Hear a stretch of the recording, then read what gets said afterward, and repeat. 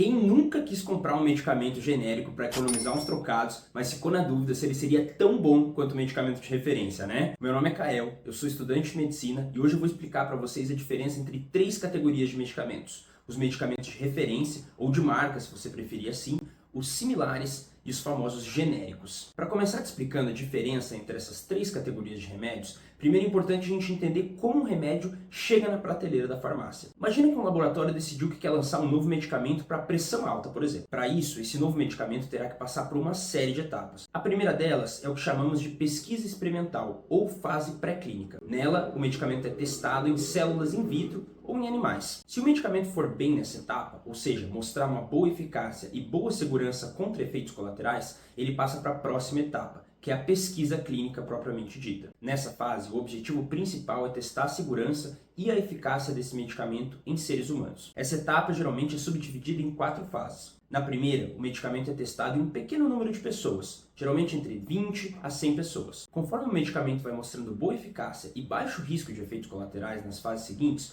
o grupo de pessoas que participam da pesquisa vai aumentando, até ficar comprovado que esse medicamento tem eficácia e que pode ser comercializado. Quando ele chega na farmácia, é o que chamamos de remédio de referência ou remédio de marca, pois é um remédio produzido pelo laboratório que desenvolveu aquele medicamento pela primeira vez. Bom, você deve imaginar que todas essas etapas, que são essenciais para a comprovação da eficácia e segurança de um medicamento e que muitas vezes levam anos para acontecer, acabam custando bem caro para o laboratório que está desenvolvendo esse remédio, não é? E tem mais. Estima-se que a cada 10 mil moléculas testadas como potenciais medicamentos, apenas uma se tornará um medicamento que será de fato comercializado. A maioria já para na fase pré-clínica porque não demonstrou eficácia ou segurança. E é por isso que quando um medicamento passa por todas essas etapas, é aprovado e finalmente chega às prateleiras da farmácia, o laboratório que desenvolveu esse remédio tem 20 anos de exclusividade total para vender esse medicamento sem nenhum concorrente. Isso acontece justamente para incentivar a pesquisa e o desenvolvimento de novos medicamentos pelos laboratórios. Porque imagina só, se após anos de pesquisa e muito dinheiro investido no desenvolvimento de um medicamento,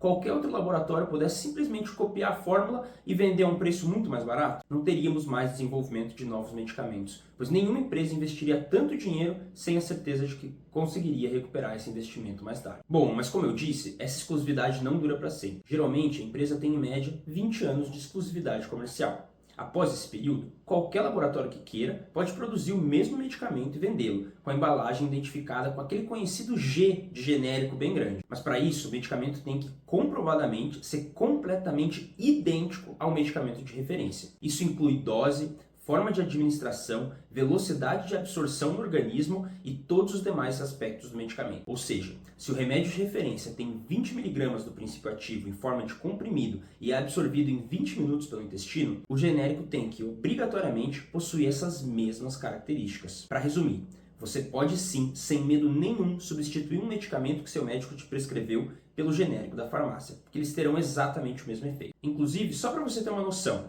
tem alguns laboratórios que depois de perderem a exclusividade comercial, depois daqueles 20 anos, eles mesmos começam a fabricar o genérico também, além do medicamento de referência. Imagina, é exatamente o mesmo produto em embalagens diferentes. Agora, além dos genéricos, nós também encontramos na farmácia os medicamentos similares. Esses costumam causar mais confusão ainda do que os genéricos, mas a gente vai tentar descomplicar. Os medicamentos similares tomam como base um medicamento de referência, mas diferente dos genéricos, que precisam ser idênticos em todos os aspectos, os similares podem ter algumas diferenças no excipiente, que é a substância que é conjugada ao princípio ativo, na rotulagem, na embalagem e no prazo de validade. Uma maneira fácil de identificar os similares e os genéricos é que os similares, diferente dos genéricos, também têm uma marca comercial própria e não terão aquela tarja amarela com o G bem grande na embalagem. Como eles são semelhantes, mas não idênticos ao medicamento de referência, nem todos podem ser substituídos pelos medicamentos de referência. Por isso, na dúvida, consulte sempre seu médico para orientá-lo nesse sentido.